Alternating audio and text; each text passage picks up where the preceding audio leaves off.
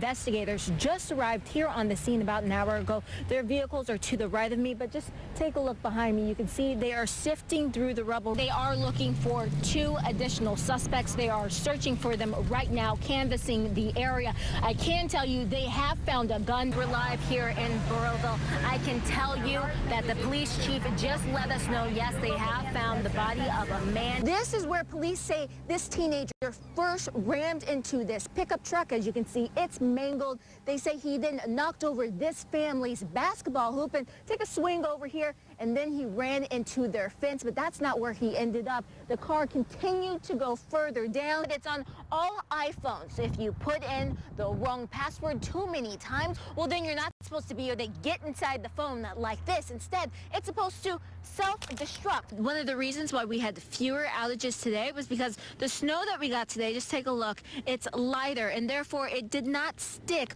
on the power lines that you see above ground. These 2 buildings are officially condemned. Just take a look. You can't get inside. They put on these locks probably just at 3 o'clock. And that's when these notices told tenants that they had to be out, pick up all of their things. They only had a day. And as you can see, these notices are on several doors here. The deadbolt is going on as residents at 1274 and 1284 Pleasant Street in Fall River try to pack up their things. On Tuesday, the city told them they had until 3 the next day to move out before the building would be condemned. So what are you going to do? I have no idea. I have a small child. I have a 6-year-old too. So, and a dog that just had puppies. Still no word on the exact number of people displaced, but some families include children. This was just a place for my family to be safe for the time being, and it didn't end up being safe. The city will put up a few tenants in a hotel in Dartmouth if they have nowhere else to go. Do you think this place needed to be condemned? Was it that bad? Yes, it's that bad and it needs to be condemned. James Turner gave me an exclusive look inside. Wow. Look at this. Junk. Fire hazard. Inspectors report 46 violations, including roach and bedbug infestations and missing or non-working smoke and carbon monoxide detectors. Tenants say the city had to turn off the heat and hot water earlier in the week, and fire officials checked on them routinely to make sure they were okay. I called the number to Krishna Priya Incorporated, and a woman named Susan called me back. She says she owns the company and the buildings. Susan says the city should have given her time to fix the problems before evicting tenants. She also told me she will pay back the tenants who paid for January. Now, it's not just apartment tenants that had to worry about this notice. Just take a look. This church earlier today, there was also a sign on their front door, but you can see the lights are on. They just told me, inspectors said they could stay for a little while longer. Reporting live in Fall River, Sierra Putman, NBC 10 News. Well, Dan, I can tell you the NBC 10 I-team first reported last winter that a Pawtucket officer was under investigation, and we now know it's the same officer seen in this recent video that sparked protests here outside of Tolman High School. This is video from back in 2014. You see an officer hit a man several times with a baton and then spray the suspect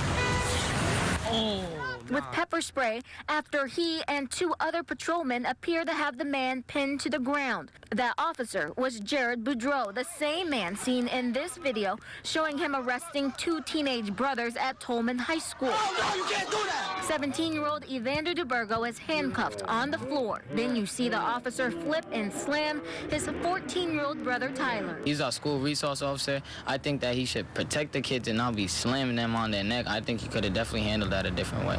If your 14-year-old son got slammed like that, how would you feel? Boudreau was cleared of any wrongdoing in a Pawtucket police internal investigation. The Pawtucket School District told the Valley Breeze it did not know about the incident when Boudreau was hired as a school resource officer. State police are taking over this second investigation to see if he acted appropriately with the brothers. What do you want to see happen? I want him out that school. Now, I also also just got off the phone with City Hall, and they gave me new information letting me know that Boudreaux started working here as a school resource officer in August 2014. Coming up at 6, we're going to hear more about Boudreaux's time with the police department, and you're going to hear more from those teen brothers. Reporting live in Pawtucket, Sierra Putman, NBC 10 News. New on the night team, we're getting answers about why a Providence firefighter was hired after he was charged with domestic violence. It turns out he's faced 3 more charges of domestic violence in the last year alone. Tonight team Sierra Putman obtained police reports, and she went straight to city officials for answers.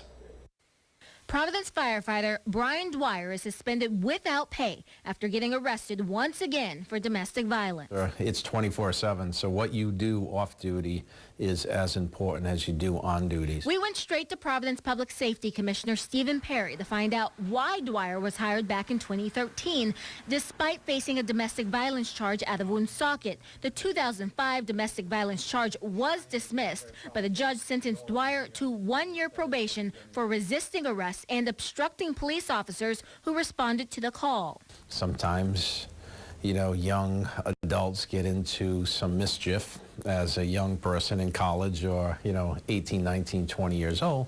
And so there are always some circumstances in which a decision has to be made. And, you can't hold it against someone when they're minor petty offenses. Dwyer stayed out of trouble for 9 years, but in the past year, he's been arrested 3 times for domestic violence. He's behind bars right now for violating the bail in a case out of Pawtucket. I came down to Pawtucket and got the police report in connection to that October domestic violence case, but there's really not a lot of information in this report, so I also put in a request to get the narrative. In March, Providence police arrested Dwyer. A co-worker of Dwyer's then-girlfriend called 911 after checking on the 21-year-old who did not show up for work. Responding officers report Dwyer said, quote, "I may have held her down in the bed, and it's possible I may have scratched her with my nails." The 21-year-old had an injury to her neck and told police she once broke her ankle after Dwyer pushed her. The domestic violence charge was eventually dismissed. NBC 10 looked at Dwyer's class and discovered 9 fellow graduates had run-ins with the law. Most were for driving with a suspended license,